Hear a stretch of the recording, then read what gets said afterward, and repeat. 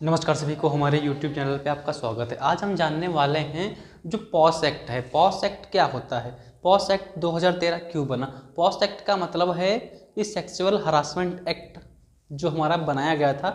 जो व्यक्ति या जो महिला किसी वर्क प्लेस पे काम कर रही हैं, उनके साथ लैंगिक उत्पीड़न जो होता है उससे जुड़े मामले पॉस एक्ट के अंतर्गत सुने जाते हैं। पॉस एक्ट 2013 में आया था। इसके बारे में विस्तार से चर्चा करेंगे। टोटल बता दें कि पॉस एक्ट में 8 अध्याय हैं, उसके अंतर्गत 30 धाराएं आती हैं। पॉस एक्ट हमारे लिए क्यों इम्पोर्टेंट है और महिलाओं को इस पॉस एक्ट के अंतर्गत बहुत से राइट्स दिए गए हैं, है ना, वो सब आपको हम इस चैप्टर के अंतर्गत कवर करेंगे। बने रहिए हमारे साथ। आपका अपना यूट्यूब चैनल लॉ विथ अमन। तो आइए शुरू करते हैं। जो हमारा पॉस एक्ट है वो कब आया। पॉस एक्ट का जो हमारा फुल फॉर्म है वो क्या है, prevention of sexual harassment act 2013, जिसे शॉर्ट फॉर्म में हम पॉस कहते हैं। फिर इसका हिंदी में क्या बोलेंगे, महिलाओं का कार्यस्थल पर लैंगिक उत्पीड़न निवारण प्रतिषेध अधिनियम 2013। और इसका फिर हम एक क्वेश्चन बनाते हैं यहाँ पे, sexual harassment of women at work place act 2013। सीधा सीधा कहने का तात्पर्य यह है कि जो महिलाओं के साथ कार्यस्थल में, जहाँ पर महिलाएं काम कर रही हैं, वहाँ पर कोई लैंगिक उत्पीड़न होता है, उसके निवारण के लिए प्रतिषेध अधिनियम 2013 को बनाया गया था। और ये क्यों बनाया गया था, कैसे आया यह एक्ट, इसके पीछे क्या कहानी है, उन सब पे हम चर्चा करेंगे। बस आप इतना समझो, जो पॉस एक्ट होता है वो महिलाओं के लैंगिक उत्पीड़न के निवारण के लिए बनाया गया था। यह एक्ट 2013 में पास किया गया था। ठीक है, अब हम इसकी कहानी में चर्चा करेंगे। बहुत सिंपल और साधारण कहानी है जो आपको बताने वाले हैं।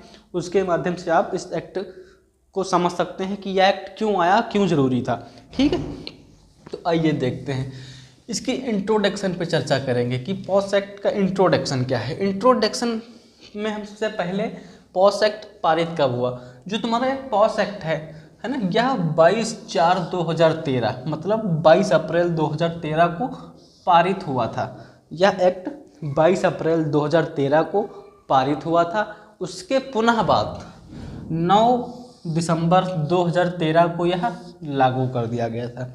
कब लागू किया गया था, 9 दिसंबर 2013। अब बात आती है कि यह लागू क्यों हुआ था। यह लागू इसलिए हुआ था कि आपने सुना था कि 2012 में निर्भया कांड हुआ था।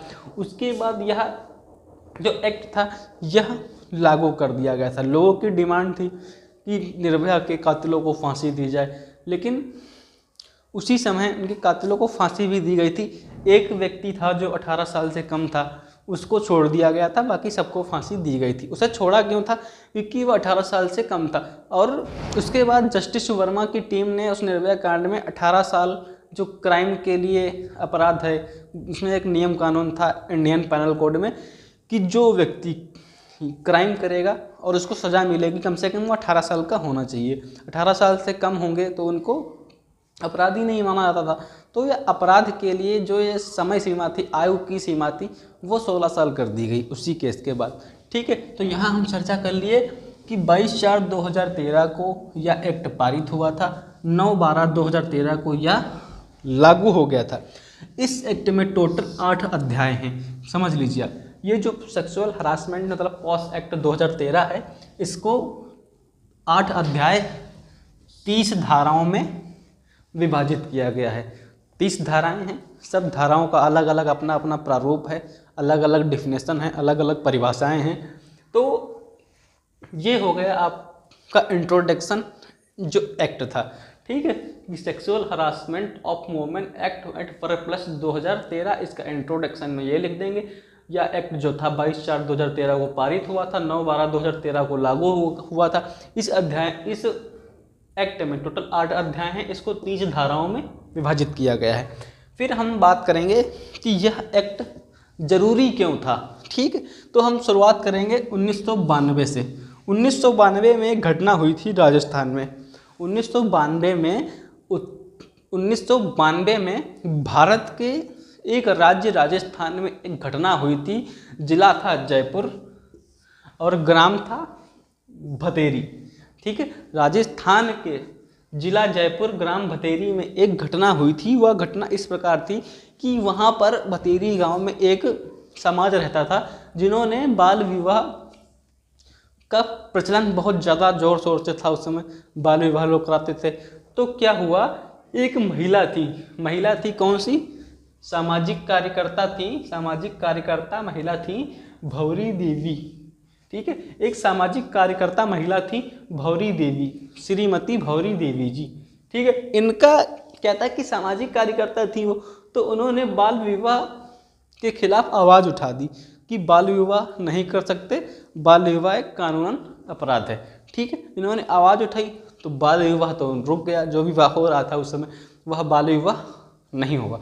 उसके बाद क्या हुआ कि भौरी देवी ने बाल विवाह को रोक दिया। उसके बाद वहीं के कुछ विरोधी जो थे, भौरी देवी के सामने जब कोई आप काम रोकते हो तो आपके विरोधी हो जाते हैं। तो क्या हुआ, उसी समय भौरी देवी ने बाल विवाह को रोका। उसी समय उसके तुरंत जस्ट कुछ समय बाद उनका गैंग रेप हो गया। ठीक, भौरी देवी का रेप हो गया।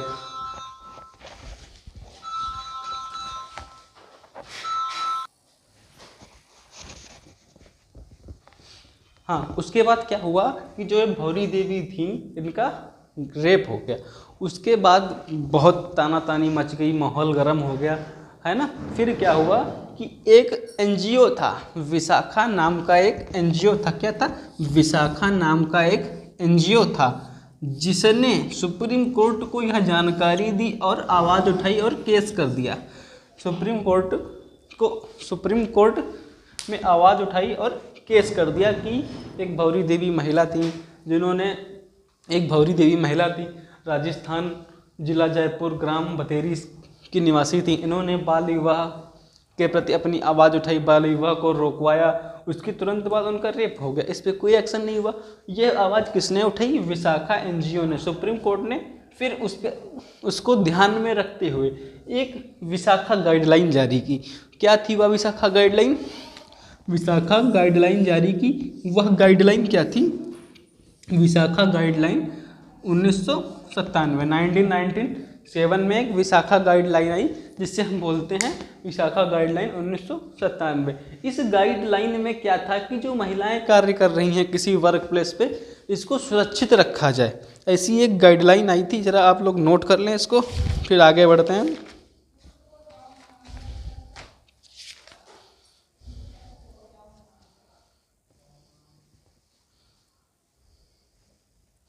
हाँ, तो वहाँ पे एक गाइडलाइन है, उस गाइडलाइन में दिशा निर्देश लिखे थे।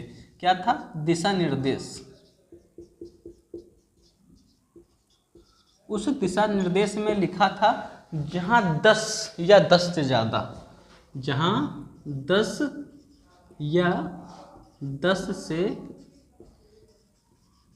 ज़्यादा लोग काम करते हैं,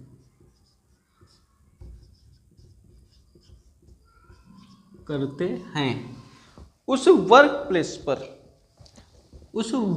प्लेस पे आईसीसी का गठन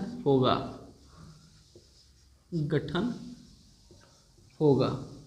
ठीक है, ये गाइडलाइन कब आई, जब विशाखा एनजीओ ने सुप्रीम कोर्ट में केस कर दिया कि महिलाओं की सुरक्षा और सेफ्टी के लिए अपनी आवाज़ उठा दी। तो विशाखा गाइडलाइन के नाम से 1997 में एक गाइडलाइन आ गई, जिसमें बोला गया विशाखा दिशा निर्देश के अनुसार कि जिस वर्क प्लेस पे, जैसे कोई कार्यस्थल है, वहाँ बहुत लोग काम कर रहे हैं, या 10 से ज़्यादा जो अगर व्यक्ति या महिलाएं काम कर रही हैं, तो वहाँ पर एक आईसीसी कमेटी का गठन होना ही चाहिए, जो आंतरिक मामलों को सुनेगी।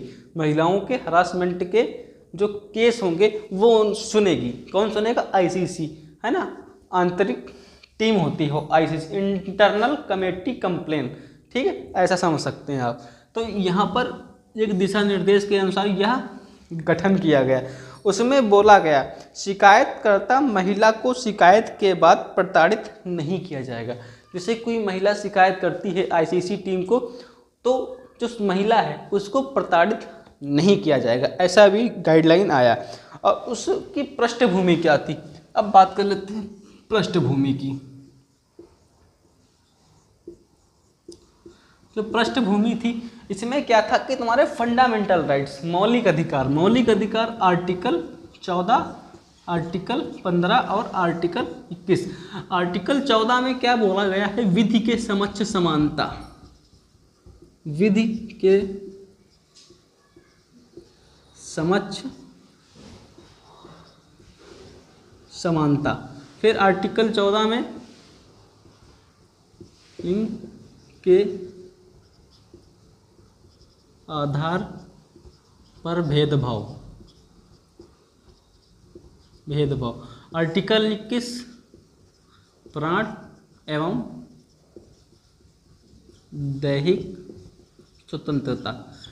यह पृष्ठभूमि इसकी निर्धारित की गई थी कि जो महिला होगी उसको विधि के समक्ष समानता दी जाएगी। अगर ऐसा नहीं होता है तो भारत के नागरिक को जो फंडामेंटल राइट्स आर्टिकल 14 में विधि के समक्ष समानता मिली हुई है वह उसका लाभ नहीं ले पा रहा, उसका शोषण हो रहा है ना। दूसरा कंडीशन था कि लिंग के आधार पे समानता। ऐसे लोग कहते थे लड़का है लड़की है, तो लिंग के आधार पे जो भेदभाव थी वो आर्टिकल 15 मिटाता है। और आर्टिकल 21 था कि प्राण एवं दैहिक स्वतंत्रता सबको एक समान प्राप्त है इंडियन कॉन्स्टिट्यूशन से। तो ये एक पृष्ठभूमि थी। तो दिशा निर्देश 10 से ज़्यादा जहाँ एम्प्लॉय काम कर रहे हैं वहाँ पर आईसीसी का गठन बहुत ज़रूरी है। ठीक है। फिर पृष्ठभूमि थी कि आर्टिकल 14, 15, 21 के फंडामेंटल राइट्स जो हैं महिलाओं को नहीं मिल रहे हैं। इस सब को ध्यान में रखते हुए यह पूरी केस की पृष्ठभूमि थी। इस सब को ध्यान में रखते हुए एक एक्ट पारित किया गया कब? 2013 में, जिसका नाम है महिलाओं का कार्यस्थल पर लैंगिक उत्पीड़न निवारण प्रतिषेध अधिनियम 2013, जिसे हम बोल सकते हैं पॉस एक्ट 2013। तो इसका टोटल कितना अध्याय है? 8 अध्याय है, 30 धाराएं हैं। अब हम धीरे धीरे चर्चा करेंगे कि 8 अध्याय 30 धाराएं कौन कौन सी हैं, उनमें क्या क्या रूल एंड रेगुलेशन बनाए गए हैं। फिलहाल के लिए ये हो गया आपका इंट्रोडक्शन कि ये एक्ट बना क्यों, आया क्यों, ये सब आप कहानी के माध्यम से पढ़ चुके हैं, याद कर ले। राजस्थान की एक महिला थी जो जयपुर की रहने वाली थी, ग्राम भतेरी की थी, है ना। वह एक सामाजिक कार्यकर्ता थी जिनका नाम भौरी देवी था। उन्होंने बाल विवाह को रोका, उसके बाद उनका रेप हो गया। उसके बाद विशाखा नाम का एक एनजीओ था, एनजीओ का फुल फॉर्म होता है नॉन गवर्नमेंटल ऑर्गेनाइजेशन, जिन्होंने सुप्रीम कोर्ट में याचिका दायर की और केस कर दिया। उसके बाद 1997 में विशाखा गाइडलाइन, जिसकी पृष्ठभूमि क्या थी, जिसके दिशा निर्देश ये थे कि 10 या 10 से ज़्यादा एम्प्लॉय जहाँ काम कर रहे हैं वहाँ एक आईसीसी कमेटी का गठन होगा, जिसकी पृष्ठभूमि थी आर्टिकल 14, 15 और 21, जिसमें फंडामेंटल राइट्स से जो महिलाओं को मिले थे। एक पहला फंडामेंटल राइट था कि विधि के समक्ष समानता, लिंग के आधार पर भेदभाव, प्राणी एवं दैहिक स्वतंत्रता, इन सब का शोषण हो रहा था, इसीलिए यह एक्ट बनाया गया, है ना। अब आगे चर्चा करेंगे कि वह 8 अध्याय और 30 धाराएं कौन कौन सी हैं। वीडियो अच्छा लगा और लाइक सब्सक्राइब शेयर कर लें, बने रही हमारे साथ। इसकी 30 धाराएं और 8 अध्याय पढ़ने वाले हम, सब्सक्राइब जरूर कर लें। नेक्स्ट वीडियो आ सकता है। धन्यवाद।